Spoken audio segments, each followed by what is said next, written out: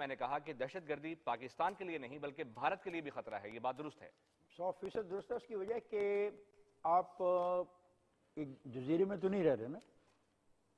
اگر پاکستان ایک ایسا ملک بن جاتا ہے جو وائبل نہیں رہتا اور دہشت گرد اس کے اسٹیٹ سٹرکچر کو کریپس کر دیتے ہیں اور اسٹیٹ سٹرکچر پہ قبضہ کر لیتے ہیں، تو پھر یہ بہت سنگین صورتحال ہوگی، نہ صرف ہندوستان کے لیے بلکہ ہمارے تمام ہمسایہ ممالک کے لیے۔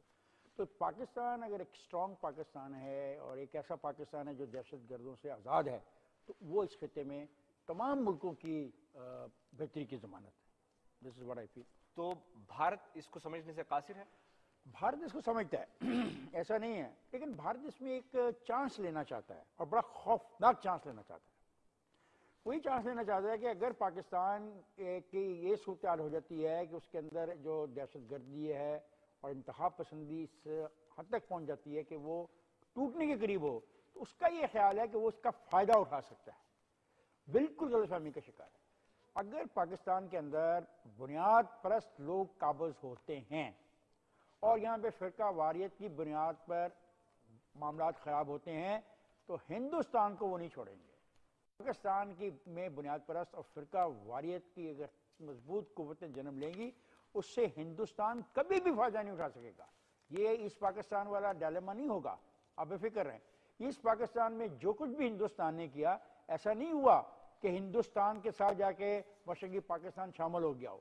یہ اصل میں چاہتے تھے ٹو نیشن تھیوری کو فیل کرنا، لیکن بنگلہ دیش کی ایک آزاد جو پوزیشن ہے، جو ساورن ریاست ہے، اس نے ثابت کیا ہے کہ اس خطے کے اندر جو ٹو نیشن تھیوری تھی وہ درست تھی۔ سو میں سمجھتا ہوں کہ ہندوستان کو بنگلہ دیش بنانے کے بعد جو صورتحال ہے اس کو انڈرسٹینڈ کرنا چاہیے، اور ایک مضبوط پاکستان ہی اس کو سپورٹ کر سکتا ہے اور وہ اس کے لیے بہتری کی وجہ بنے گا۔ بھارت کے کردار پر بھی بات ہوگی۔ بریگیڈیئر صاحب، کیا آپ متفق ہیں اس بات سے کہ دہشت گرد جن سے ہم نبرد ازما ہیں وہ پاکستان اور بھارت دونوں کے مشترکہ دشمن ہیں؟ اس دہشت گردی کی اصل میں جو افتخار نے بات کی اس کو میں تھوڑا سا آگے اس طرح لے کے چلوں گا کہ پاکستان کے اندر تو ایک دہشت گردی آپ کو نظر آ رہی ہے، اس کے اندر گروپس ہیں جو آئیڈینٹیفائڈ ہو چکے ہیں، اور وہ دہشت گردی کی جو آبجیکٹیوز ہیں اور اس کی جو فالٹ لائنز ہیں وہ بھی آئیڈینٹیفائڈ ہو چکی ہے۔ ایک دہشت گردی ہے جو بھارت کے اندر ہو رہی ہے، وہ دو طریقہ کار سے ہو رہی ہے۔ ایک تو ان کی 83 اسٹیٹس میں سیپریٹسٹ موومنٹ چل رہی ہے جس کو ریڈ کوریڈور وہ ڈیولپ کر چکے ہیں، اور وہاں پہ نرچر پورا گراؤنڈ اویلیبل ہے ہر قسم کی بریکیج کے لیے۔ ابھی انہوں نے دہشت گردوں نے پچھلے سے پچھلے ہفتے کو 69 لوگ جو ہیں ان کو مارا ہے ایک ہی گاؤں میں۔ اس کے ساتھ ساتھ ان کے اندر ایک مذہبی دہشت گردی جنم لے رہی ہے جو ہے سیفرون ٹیررزم ہندوتوا کے اوپر، جس میں ان کی میجر جو 5 جماعتیں ہیں وہ شامل ہیں۔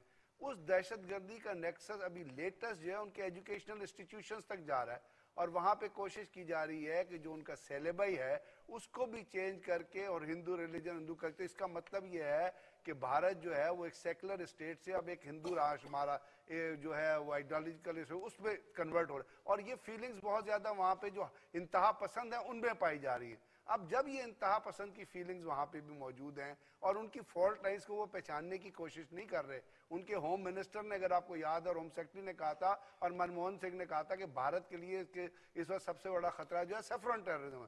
تو جب یہ دونوں چیزیں ملیں گی اور اگر دونوں ملک ڈی اسٹیبلائز ہوں گے، بھارت اس طرح اسٹیبل نہیں ہے، ان کو ایک بل پر پاس کرانے کے لیے ابھی منموہن سے اپنا نریندر مودی کو ڈائریکٹو پاس کرنا پڑا ہے کیونکہ بل تھرو نہیں ہو رہا تھا۔ تو وہ ڈیموکریسی جس کا وہ پرچار کریں وہ وہاں پہ پریویلنٹ نہیں ہے۔